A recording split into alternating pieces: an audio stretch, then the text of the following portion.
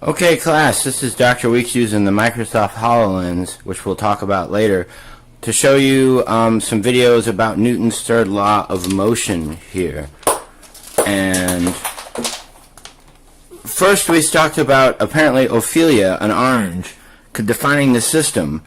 The orange is being pulled by an external system here, so we only see the action force as part of the system and not the action force.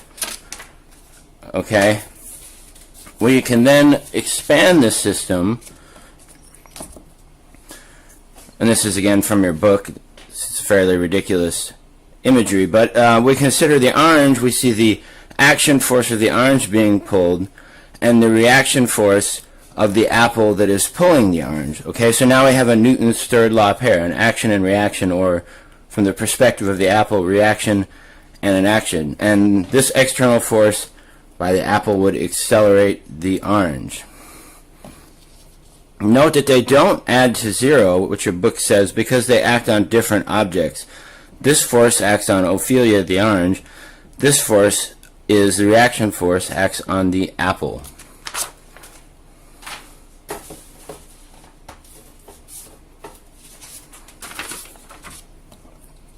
Aha! Here's the same system as we talked about it.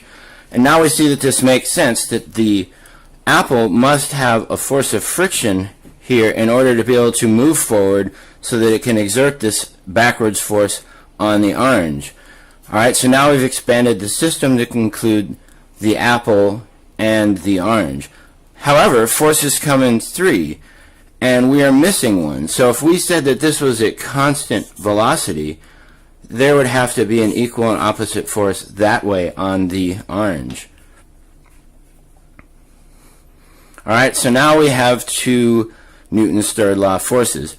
The force of friction, which allows the apple to go forward, the reaction force, which pulls on the rope, which then is equal and opposite force on the orange, pulling the orange along, and then a force of friction that at constant velocity is equal. So these two would be equal at constant velocity.